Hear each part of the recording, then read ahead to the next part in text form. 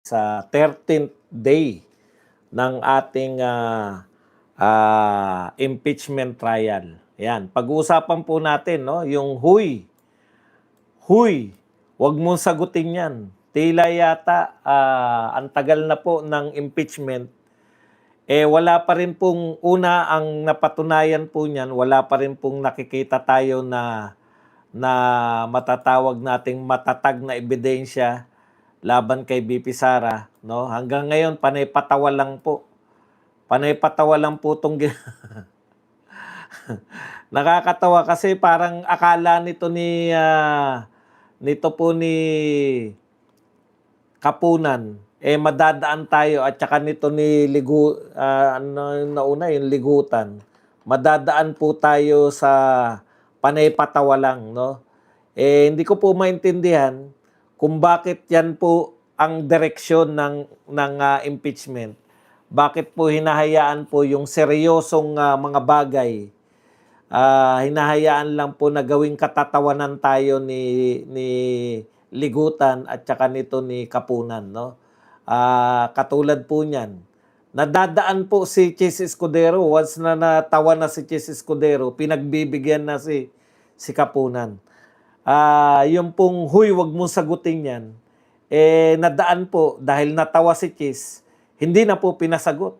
Ang linaw po hanggang sa kasalukuyan, lalo na po rito sa impeachment sa may confidential fund, na pinagsimulan po. Ito po ang pinagsimulan ng lahat ng mga ikinakaso nila kay BP Sara.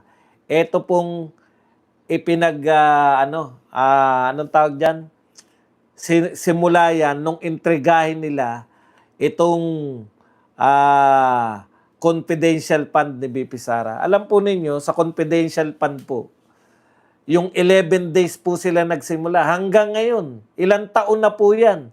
Yung 11 days po na ginastos ang confidential fund, sa totoo lang po, yan po ay unang taon pa lang ni BP Sara. Ginawa na po nila ng intriga. 4 na taon na po na Vice President si BP Sara. 4 na taon na rin po na Presidente si BBM.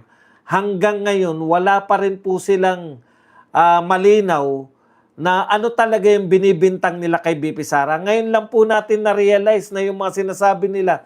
Kaya po pala hindi nila masabi kung ano po yung binibintang nila na hindi maayos na paggasta.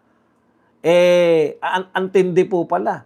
Pag tinignan mo pala yung mga pinasang dokumento ni BP Sara, walang-wala po talaga sa dapat na iniintindi ng gobyerno. Tignan po natin, ayon po dyan sa lumabas na paglilitis, sinasabi po nila misuse. Akala mo talaga yung kahulugan po ng misuse, yung kahulugan po ng misuse ay ninakaw ni BP Sara. Yun po yung sagot na, huy, wag mo sagutin yan. Yun po yung tinatanong ni POA, meron po ba ni 5, meron po ba ni 1 sentimo na binulsa si BP Sara? Napatunayan po natin na wala.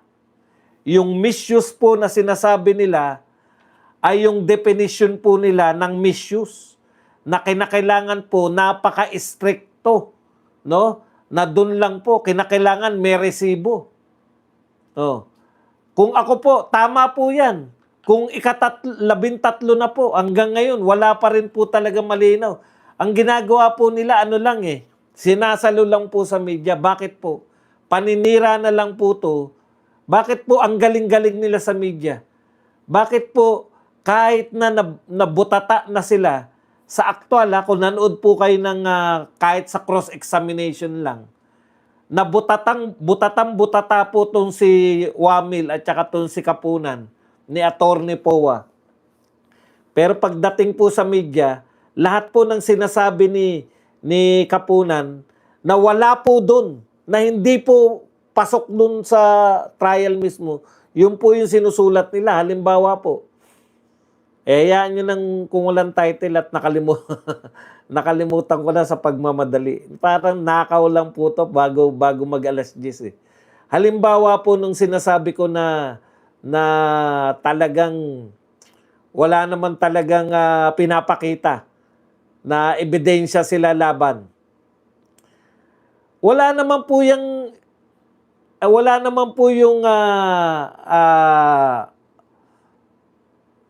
pambubudol o scam. In fact, nung sinabi yan ni Lorna Kapunan, yung salitang ini-scam tayo o scam lang tong confidential fund, pinabura po ni Attorney Poa yan. At pumayag naman po si Chis Escudero na burahin sa record. So yung nabura na po sa record, yun po yung mga sinasabi po ng media na parang mabuti na lang mayroon pong naka-live, mabuti na lang nanonood po yung mga tao, kaya alam po natin na yan po hindi pumayag yung korte sa salitang scam yung confidential fund. Pero pagdating po sa media, yung sinabi po sa labas ni Kapunan, yun na po yung kanilang binabalita, na scam ito, na ito ay budol. Kaya tama po si BP Sara dyan sa paratang niya na yan. Ngayon, ano po yung mga napatunayan natin? Kasi optics pa rin po hanggang ngayon. Una nating napatunayan. Ang una nating napatunayan, yun pong hindi totoo yung binalita ng media at saka ng prosecution nung isang araw na si BP Sara lang, kaya siya lang ang iniimbestigahan na Vice President kasi si BP Sara lang daw yung may confidential fund. Hindi po totoo yan dahil napatunayan po na si Jejo Marbinay, Vice President Jejo Marbinay, meron ding confidential fund. So it's either hindi po alam ng COA or hindi sila nagsasabi ng totoo o patunay lang na punteriya talaga. Anak, alis ka na. Ingat.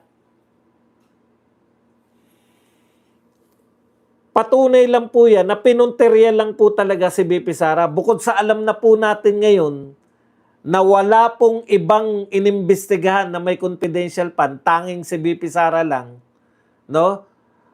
Hindi po yan selective. Talagang punteriya. Tinarget para makasuhan lang. Okay. Diyan sa lintik na confidential. Bakit po importante ito? Kasi yung iba po, dito na lang po nagsimula. Dito na lang po sa confidential fund. Umusbong yung iba po nilang bintang kay BP Sara.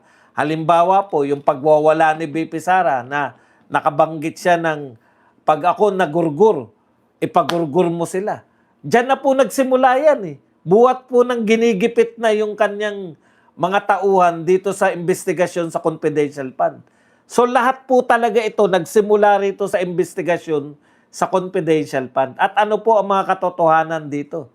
Okay. Una, hindi lang po si BP Sara ang may confidential fund. Maski ngayon, may confidential pa rin si BBM at yung iba pang ahensya. Pero tanging si BP Sara lamang ang inimbestigahan sa confidential fund. Ngayon, gusto nila kasing palabasin, yung iba natural lang na may confidential fund kasi kailangan nila sa trabaho. Pero yung Vice President, kaya siya lang yung inimbestigahan kasi siya lang yung Vice President na may confidential fund. Kakaiba siya.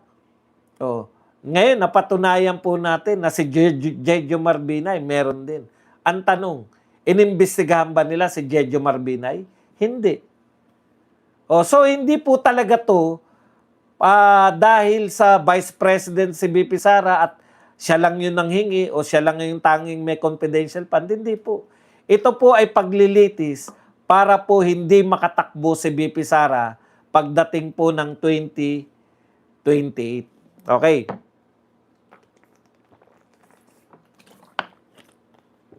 Ikalawa po, wala pong bintang man lang.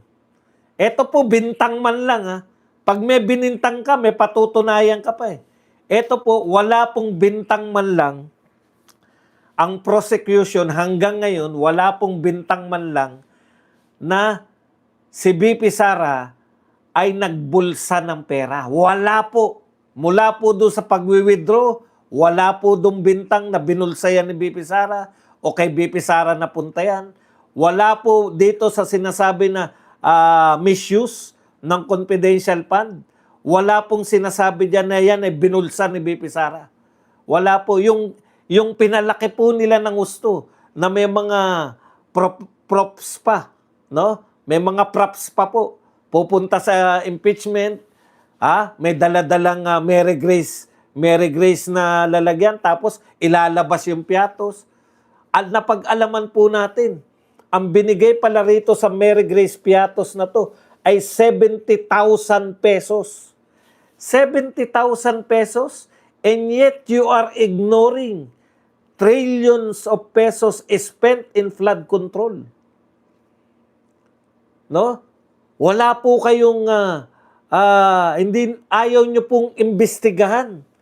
Kayo mismo sa Senado, nakakahiya kayo. Ang iniimbestigahan pala ninyong pera.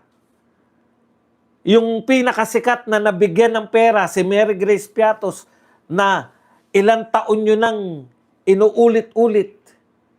70,000 lang pala ang naibigay kay Mary Grace Piatos. Pero hindi nyo po pinapansin yung trilyon na inubos mula po sa pera ng taong bayan sa flood control.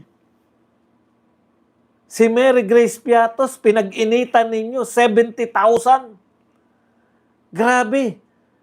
Mas malaki pa po yung ginagastos nyo per araw kaysa napunta kay Mary Grace Piatos. Isang araw ng impeachment trial, magkano gastos? 25 million. Yung naibayad kay Mary Grace Piatos na sinaraan nyo ng ilang taon na. Ilang taon nyo nang sinisiraan si Mary Grace Piatos?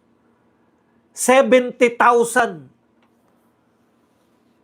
Grabe. Kahit ako, kung yan lang po, ang i-issue nyo kay BP Sara si Mary Grace Piatos, very willing na po ako na mag-abono niyan. Ibalik na lang namin yung binayad nyo kay Mary Grace Piatos. Mawalan lang po ng usapin dito at maka-move on na po tayo. Mag-imbestiga na po tayo ng flood control. Grabe. 70,000 lang palang binigay nyo kay Mary Grace Piatos. Siguro yung nakatanggap na alias Mary Grace Piatos, habag na sa sarili niya. Lintik na yan na isinuong niya yung buhay niya para maging